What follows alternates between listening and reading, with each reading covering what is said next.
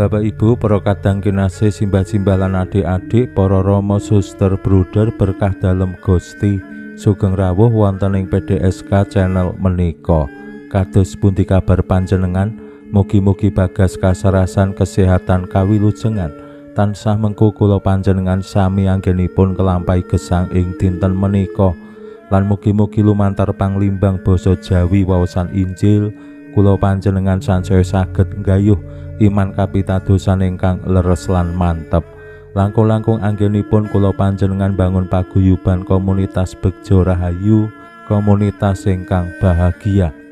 Gusti Yesus menika dados sumbering daya kekuatan, sumbering pangajeng-ajeng lan iman kapitadosan anggenipun nglampahi gesang padintenan. Ninggih anggenipun bangun paguyuban ingkang lung tinulung mujudaken kapitadosan ing ngarsa dalem Gusti. Wonten ing lampahing gesang kadangkala kula panjenengan ngadepi maneka warni tantangan, rintangan lan pepalang. Mila yen saged sedaya menika diadepi bareng-bareng, disengkuyung bareng-bareng, ditulungi bareng-bareng, temtu anggenipun ngadepi tantangan, rintangan, pepalang menika langkung enteng. Ning kosok wangsulipun yen rikala wonten tantangan, rintangan, pepalang malah do ambyar kocar kacir golek slamet dhewe-dhewe, temtu anane ya buyar. Waosan Injil dinten menika paring pitedah dumateng kula panjenengan sami kados pundi Gusti Yesus ngajak para murid dalem rikala ngadepi praharaning gesang, ampun ngantos ngancam anggenipun bangun komunitas sing Begja Rahayu. Mila kados pundi rikala wonten praharaning gesang, komunitas sansaya guyub rukun, sansaya kempel, sansaya kumpul, saengga maneka warni praharaning gesang saged diadepi kanthi sesarengan. Conto sing paling konkret kula kinten rikala kula panjenengan sami ngadepi pandemi. Yen kabeh mung goleki slamete dhewe-dhewe mesti ora bakal bisa diatasi. Ning merga wonten pembatasan, anggenipun kumpul terus kabeh do taat. Lajeng nggih yen wonten sing kedah diisolasi terus lung tinulung liyane sing sehat nyengkuyung kanthi donga lan nyaosi dahar lan sapanunggalane.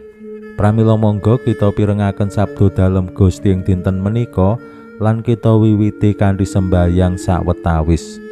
Konjo ing asma dalem Hyang Rama saha Hyang Putra tuwin Hyang Roh Suci. Amin. Suawi sami munjuk. Gusti Yesus sabda dalem Hyang Rama ingkang sampun manjalma, mugi karsa ngandika dhateng kawula wonten ing asepen ing telenging manah kawula. Kabika kekiyatan lan panglipur ingkang manjing ing sabda dalem kapenuwana kawula mawi ro ing kawicaksanan dalem. Mugi-mugi srana anggen kawula maos lan mirengaken sabda dalem, kawula sansaya nunggil ing sampeyan dalem. Amin. Waosan Injil kapethik saking Injil Matius bab 8 ayat 23 ngantos dumugi 17. Nalika samono Gusti Yesus minggah ing prau lan para murid banjur padha nderek. Dumadakan sagarane kocak lan ombake ngapyuk-ngapyuk mlebu ing prau. Dene Gusti sare. Para murid nuli padha mara lan mungu Gusti ature, "Gusti, nyuwun tulung, kula sami katiwasan." Gusti nuli ngandika, "Ya kene padha wedi wong cupet ing pengandel." Gusti terus jumeneng lan dawuh marang angin lan sagara lan saknalika sirep. Wong-wong padha gumun lan padha takon tinakon, "Sapa to iki?" Dene angin lan sagara wae padha bangun miturut. Makaten sabda dalem Gusti. Suawi sami munjuk. Gusti, kawula munjuk sembah nuwun karana sabda dalem sabda dalem dadosa obor ingkang madangi margining gesang kawula. Katuntuna kawula sageta sabda dalem menika numusi manah ngantos tansah ngrembaka kangge nggayuh gesang ing swarga. Amin. Bapak Ibu para kadang kinasih simbah-simbah lan adik-adik, waosan Injil nyariosaken kados pundi para murid sesarengan Gusti Yesus numpak prau lajeng ing tengah sagara ketampek prahara. Angin sing gedhe terus marai ombake ngapyuk-apyuk mlebu ing prau. Yen praharane suwe bisa-bisa prau kebak banyu terus kerem. Nek wis kerem neng tengah sagara mbok wong iki pinter nglangi, mesti ya bakale katempuh ing pati.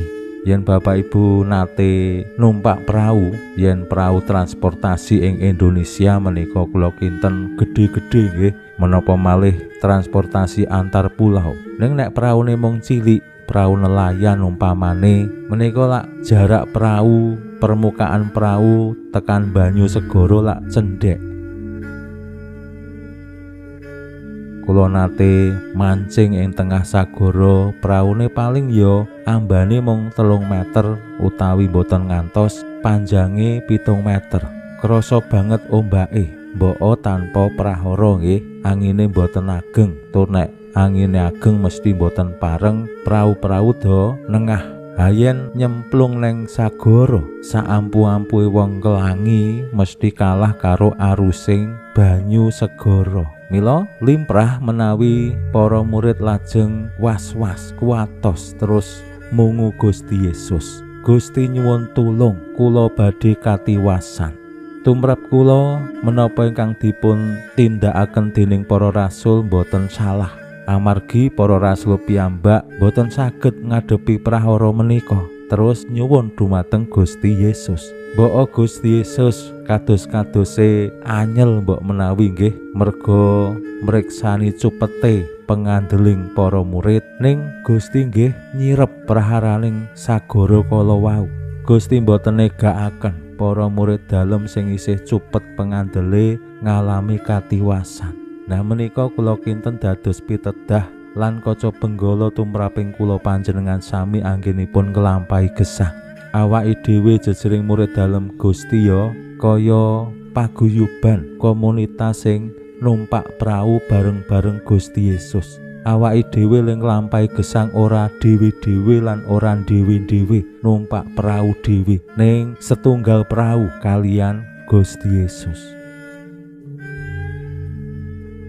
Mila ngadepi prahara menika nggih sareng-sareng. Prahara sing diadepi para rasul rikala numpak prau bareng menika ya sing ngrasakake ya bareng-bareng. Pancen mbok menawi sing rikala ing nginggil prau ana sing neng pinggiran terus kekapyuk banyu, ana sing rada ning tengah prau dados luwih aman, ana sing cekelan cagaking layar luwih aman meneh. Ning padha-padha sak prau, nek praune ambyar rusak kerem kabeh ya ora slamet.